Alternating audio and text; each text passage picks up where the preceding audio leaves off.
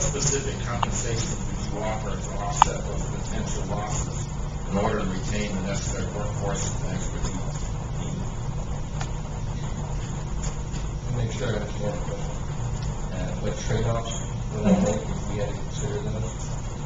Well, I think when we look at the budget, obviously our operating budget, $250 million, about 45% of that is wages and benefits. So that's going to be where you make the biggest impact if you have to make cuts. Now, if we're trading positions for something else, and then I think we're probably going to have to address the time that those people who are still here are working.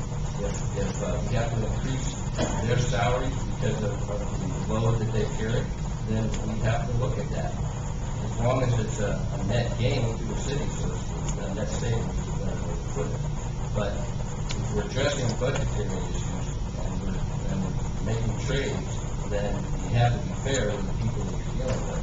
So that's the way I would approach it. If we're, layoffs are going to be the last thing that you're going to want to do, especially in a bad economy. And quite frankly, I don't know that we're going to have to get that far because we do have an $80 million reserve fund, and that's 22% of our budget. And 22% is more savings than you have in savings or I have in savings. And when times get tough, you have to go to your savings account sometimes. So layoffs are going to be the last thing we have to do. But if we have to do it, and we have to work with less, then we have to make sure those people that are here working are fairly compensated. Mr. Roberts. Parking and Fleet Services oversee the parking meters, permit parking areas, and public parking garages owned by the city.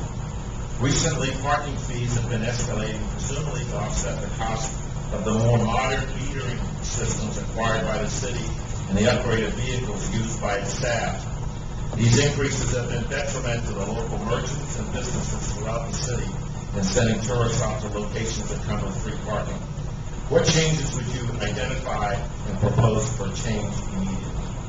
Well, again, this is back to the basics. When we take we're sworn in on March 17th, it gets back to examining the entire budget and what bang we're getting for our dollars and where we want to go with that, whether we keep it or not. Now, as far as working with the community and the business community, as far as keeping the parking rates low, it's something obviously we want to go ahead and do. I really don't have a feel exactly for what they're talking about there, Chris, as far as the rates that high to keep businesses away.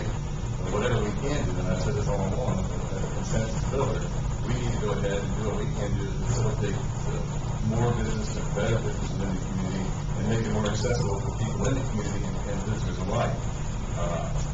Again, getting back to the use of fees to sustain a department or operation in order to get certain types of equipment or parking equipment, that means that it's really getting too high. We need to go back and see if we really want that type of equipment for our personnel to use. We really want that type of system to be used. So again, we have to examine the efficiencies of operations and weigh that against the revenues coming into the city.